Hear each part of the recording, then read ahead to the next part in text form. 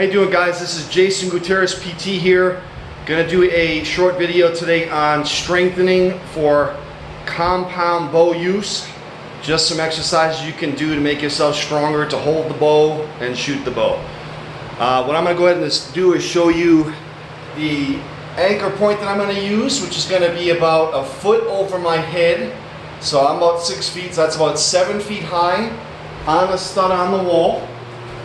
And if anybody hasn't seen my videos, this is what I primarily train with, is my fitness mount setup, standing functional work. It's pretty phenomenal stuff, guys. Check out some of my other videos. If you have any questions, let me know.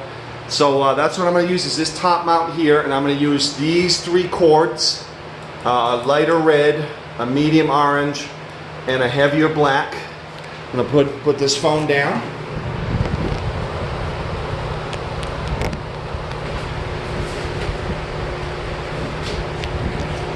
Again, I'm not the greatest photographer, but the concepts are what you want from my videos.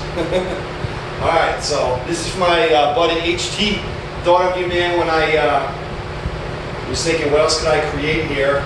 So I'm going to go ahead and do, so you see the anchor point, it's a foot above my head, so that's going to get me where I can stabilize the front arm and then pull back the back arm. I'm going to turn this camera a little bit. So you saw the anchor points, I just wanted to make sure you could see those. Alright, so I got the top one,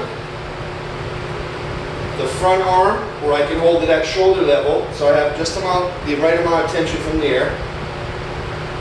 And then I can pull back with a kind of little heavier band.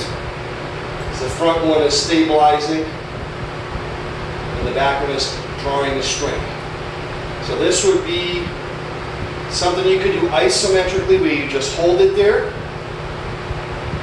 Never hold your breath when you're training isometrics. Just kind of bend your knees a little bit, keep the back straight, tighten that core a little bit. And then you can do it where you do actual repetitions of the retraction of the bow, of the string. Right? So I really like the anchor point above the head for this, because just when I activate a downwards push, that tension is nice and maximal right there. Right, so that's one. What I was also thinking would be to do, I'm going to grab a little heavier ones. Now I'm going to do some weight shifting. So weight shifting involves full body training. So I got the black one in my back hand, so the heaviest one, and the orange one in my front hand. And I'm going to go ahead and do an actual pull slightly backwards. So I'll line myself up slightly backwards, forward, and backward. So I got everything set like I'm going to shoot. Shift to the back to my heels, back to the center, forward and back. So weight shifting is going to strengthen your center of gravity, your center, your hips. So I can go backwards, forward and back. Backwards, forward and back. So I'm working multiple muscle groups in the area down here, and I'm working my isometric component up top. Let's see.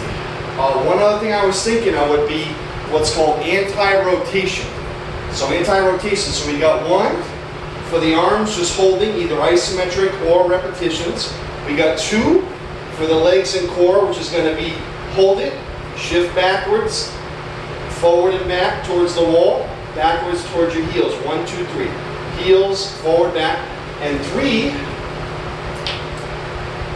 I'm thinking of still standing in the position. So I've got a lighter band on this one. And I'm going to think that I'm going to do just holding my core tight, and nothing is going to move but my arms. So I have to kind of center and brace myself. Right? And I can move forward and back like this, up and down like this, on angles, as long as I'm not rotating through my trunk. I'm using my core to brace the movement. So that was the third one I was thinking of. Thank you guys for watching. Any questions, let me know. God bless.